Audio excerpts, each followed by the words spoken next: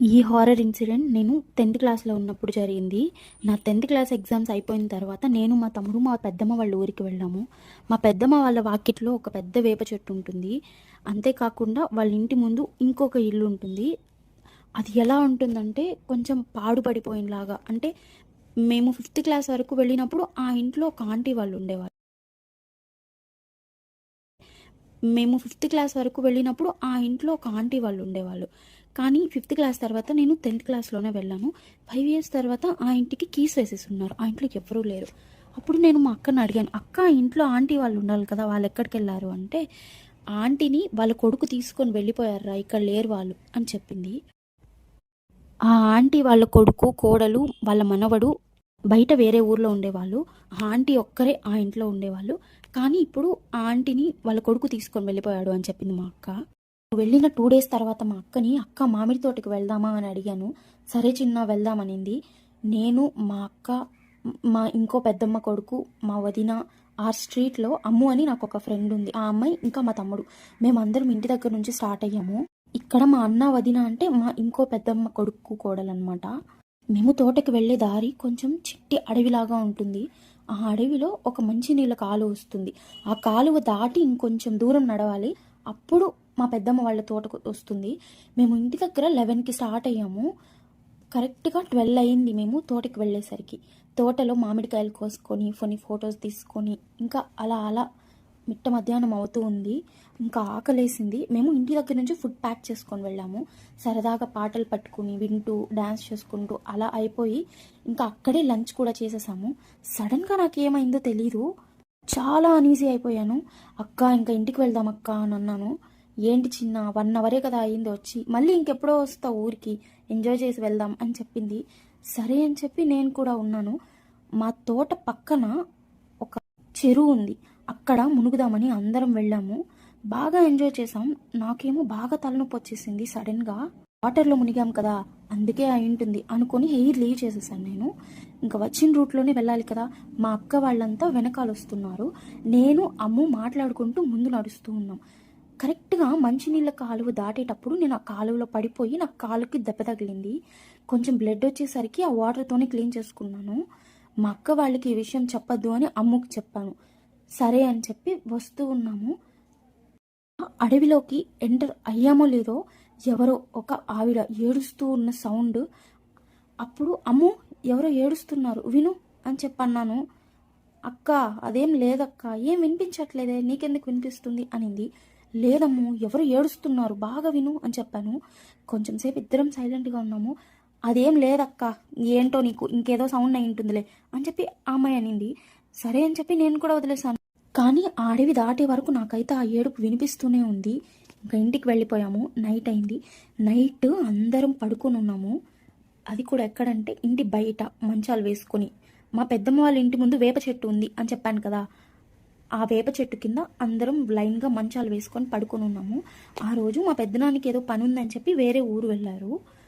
First మంచంలో మా పెద్దమ్మ, సెకండ్ మంచంలో మా అక్క, మా తమ్ముడు, అండ్ లాస్ట్ మంచంలో నేను ఒక్కదానే పడుకున్నాను. అంతకు ముందు కూడా నేను చాలాసార్లు ఆ ఊరికి వెళ్ళేదాన్ని. అంటే నా 5th క్లాస్ వరకు వెళ్ళేదాన్ని ఎవ్రీ సమ్మర్కి.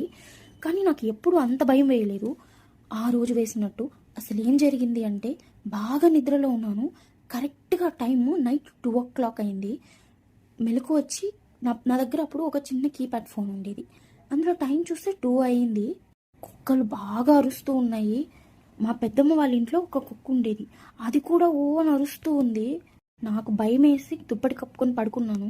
కానీ ఎంత ట్రై చేసినా నిద్ర పట్టలేదు. 3 అయ్యింది. ఆ టైంకి ఇంకా నిద్ర పట్టలేదు. 3:30 అయింది. ఆ టైంకి టైము 3 అలా అవుతూ ఉంది. ఇంకా నిద్ర పడుతూ ఉంది. నిద్రలోకి జారుకుంటూ ఉన్నాను. అప్పుడే ఎవరో నన్ను తల మీద ఫట్ అని కొట్టారు. కొట్టగానే టక్కున దుప్పటి తీసి చూశాను. కానీ అక్కడ ఎవ్వరూ లేరు. భయం ఇంకా ఎక్కువైపోయింది. లాస్ట్ మంచంలో అది కూడా ఒక్కదాన్నే పడుకొని ఉన్నాను. ఒకవైపేమో కుక్కల అరుపులు, ఒకవైపేమో తల మీద ఎవరో కొట్టారు. అక్కడ ఎవ్వరూ లేరు. ఊహించుకోండి, నా ప్లేస్లో ఉండి నాకైతే ఫుల్ చెమటలు పట్టేశాయి. ఆంజనేయ స్వామిని మనసులో తలుచుకుంటూ పడుకున్నాను. ఎర్లీ మార్నింగ్ 4:30 ఆ టైంకి నిద్ర పట్టింది. మార్నింగ్ లేచిన తర్వాత మా అక్కకి చెప్పాను. "అక్క, ఇలా ఎవరో కొట్టారక్క నన్ను, బాగా భయమేసింది" అని. ఎవరు కొడతారే ఇక్కడ పోయి, వేప చెట్టు కింద పడుకున్నావు కదా, వేపకాయ పడి ఉంటుందిలే అని చెప్పింది.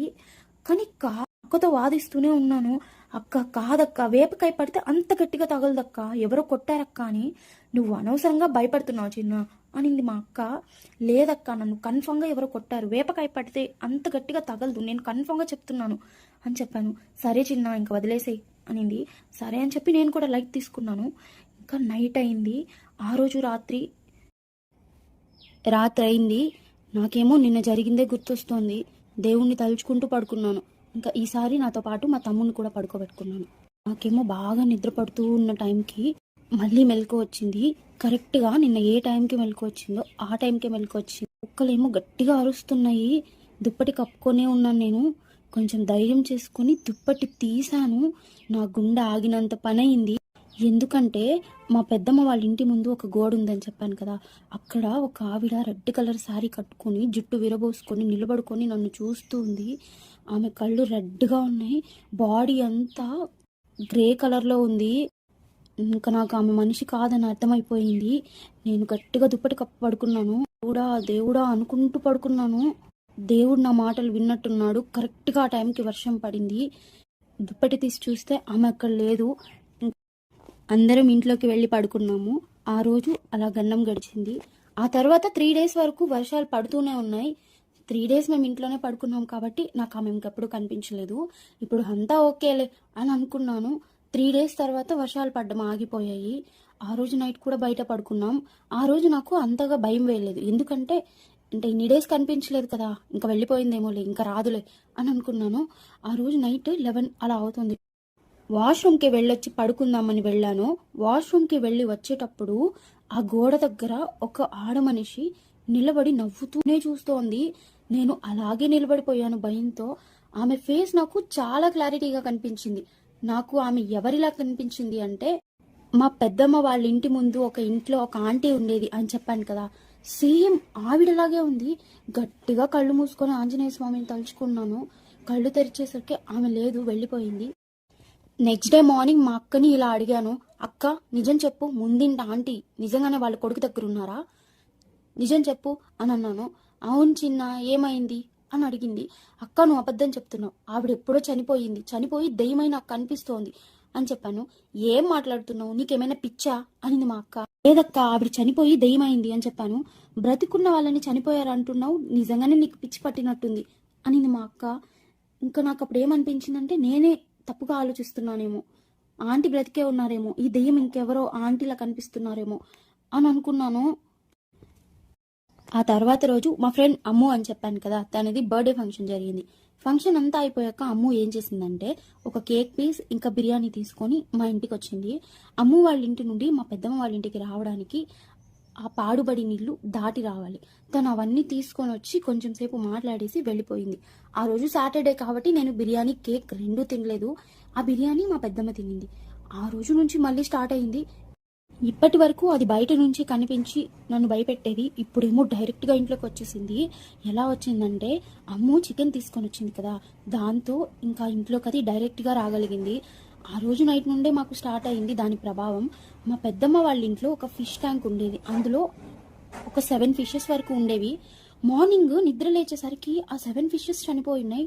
నాకేమో అక్కడే డౌట్ స్టార్ట్ అయ్యింది, అన్ని చేపలు ఒకేసారి చనిపోవడం ఏంటి, అది కూడా నైట్ వరకు హెల్దీగా ఉన్నాయి అని చెప్పి నాకు ఇంకా డౌట్ అయితే స్టార్ట్ అయింది. వర్షాలు పడడం అయితే ఆగిపోయింది. ఇంకా మళ్ళీ నైటే బయట ఎలా పడుకోవాలి అని చెప్పి అనుకుంటూ మా అక్క దగ్గరికి వెళ్ళి, అక్క నువ్వు నేను ఇంట్లో పడుకుందామా అని అడిగాను. ఎందుకు చిన్న, లోపల పోసేస్తుందిరా అనింది మా అక్క. నాకు 4 days బ్యాక్ ఇలా ఆంటీ దెయ్యంలా కనిపించిందని చెప్పాను కదక్క, నాకు భయం వేస్తోంది అక్క, ప్లీజ్ అక్క ఇంట్లో పడుకుందాం అక్క అని అన్నాను. సరే పడుకుందాం, కానీ నువ్వు అనుకున్నట్టు ఏమీ ఉండదు సరేనా, అంతా నీ బ్రహ్మ, నువ్వు కలగా నింటావు అనింది. సరేలే అక్క, ఏదో ఒకటి ఇంట్లోనే పడుకుందాం అని చెప్పాను. నేను మా అక్క ఇంట్లో పడుకున్నాం. ఆ రోజు నైట్ అంత టైం కూడా అవ్వలేదు, ఒక 11:30 అలా అవుతోంది టైము. ఎవరో ఏడుస్తున్నారు. నాకేమో నిద్ర మత్తుగా ఉంది. కళ్ళు తెరిచాను, ఫ్యాన్ మీద మా పెద్దమ్మ కూర్చొని కనిపించింది. మా పెద్దమ్మ బాడీ అంతా బ్లూ కలర్లో ఉంది. గట్టిగా అరిచేసాను. మా అక్క లేచి, ఏమైంది చిన్న, ఏమైంది అని అనింది. అక్క పెద్దమ్మ ఫ్యాన్ మీద కూర్చొని ఉందక్క అని అన్నాను. అమ్మ ఫ్యాన్ మీద కూర్చోవడం ఏంటి అని చెప్పి చూస్తే అక్కడ ఎవ్వరూ లేరు. ఏంటి చిన్న నువ్వు, అమ్మ బయట పడుకొని ఉంది చూపిస్తారా అని తీసుకొని వెళ్ళింది. కానీ మా పెద్దమ్మ అయితే మంచం మీద లేదు. ఎవరో ఏడుస్తున్న సౌండ్ అయితే వస్తోంది. ఇదేంటి ఎవరు ఏడుస్తున్నారు అని చూస్తున్నాం నేను మా అక్క. ఆ సౌండ్స్ ఎక్కడి నుంచి వస్తున్నాయంటే ముందింటి దగ్గర నుంచి వస్తున్నాయి. అప్పుడు మా అక్క నేను వెళ్ళి మా పెద్దనాన్నని లేపి, నాన్న ఎవరు ఏడుస్తూ ఉన్నట్టు సౌండ్ వస్తుంది నాన్న, అమ్మ కూడా కనిపించట్లేదు అని చెప్పాము. అప్పుడు మా పెద్దనాన్న వెతుకుతూ మీరు ఇక్కడే ఉండండి అని చెప్పి వెళ్ళారు. నేను మా అక్కేమో ఆ వాల్ దగ్గర నిలబడి చూస్తున్నాము. మా పెదనాన్న ఆ ఇంటి దగ్గరికి వెళ్ళారు. ఫోన్లో టార్చ్ లైట్ వేసుకొని చూశారు ఎవరక్కడ ఏడుస్తోంది అని. ఏడుపు సౌండ్ మాత్రం ఆగలేదు. మా పెదనాన్నకి దెయ్యం వదిలించే విద్యలు కొన్ని తెలుసు. సో అసలు భయపడకుండా ఒక్కడే వెళ్ళాడు ధైర్యంగా. ఆ ఇంటి దగ్గరికి వెళ్ళి చూస్తే అక్కడ కూర్చొని ఏడ్చిరి మా పెద్దమ్మే. వామో ఏంటిది అని నేను మా అక్క షాక్ అయి చూస్తున్నాము. మా పెద్దనాన్న, పద్మ ఇక్కడేం చేస్తున్నావు, రా ఇంటికి వెళ్దాం. మా పెద్దమ్మ కళ్ళు రెడ్గా అయిపోయాయి. నేనెక్కడికి వస్తాను, నేను రాను, ఇదే నా ఇల్లు, నేను ఇక్కడే ఉంటాను అని చెప్పింది మా పెద్దమ్మ. ఇది నీ ఇల్లా, ఇంతకీ నువ్వు ఎవరు అని అడిగాడు మా పెద్దనాన్న. నేను ఎవరో తెలీదా అని అడిగింది మా పెద్దమ్మ. తెలీదు చెప్పు అన్నాడు. అప్పుడు మా పెద్దమ్మ గట్టిగా నవ్వుతోంది. మా పెద్దనాన్న ఏం చేశాడంటే మా అక్కని నన్ను అద్దం తీసుకొని రమ్మన్నాడు. ఉండే అద్దం తీసుకుని నేను మా అక్క వెళ్ళాము. మా పెద్దనాన్న ఏదో చదువుతూ అద్దం తీసుకొని వెళ్ళి మా పెద్దమ్మ దగ్గర పెట్టాడు. అప్పుడు కనిపించిన ఫేస్ చూసి మేమందరం షాక్ అయ్యాము. ఎందుకంటే అందులో కనిపించిన ఫేస్ ఎవరితో తెలుసా, మా పెద్దమ్మ వాళ్ళ ఇంటి ముందు ఆంటీ ఉంటారని చెప్పాను కదా, ఆ ఆంటీ ఫేస్. మా పెద్దనాన్న నన్ను మా అక్కని ఇంట్లోకి వెళ్ళిపోమన్నాడు. మేము మా తమ్ముడిని తీసుకొని ఇంట్లోకి వెళ్ళి గడి పెట్టేసుకున్నాము. చూసావా అక్క, నేను చెప్తే నువ్వు నమ్మావా? ఆ ఆంటీ చనిపోయి దెయ్యమై నాకు కనిపిస్తోందంటే నువ్వు నమ్మావా అని అన్నాను. నిజమే చిన్న, కానీ వాళ్ళ కొడుకు ఇక్కడ అందరికీ అదే చెప్పాడు అని చెప్పింది. ఇంతలో మా పెద్దనాన్న వచ్చి మా పెద్దమ్మని తీసుకొని వచ్చారు. మా పెద్దమ్మ కాన్షియస్లో లేదప్పుడు.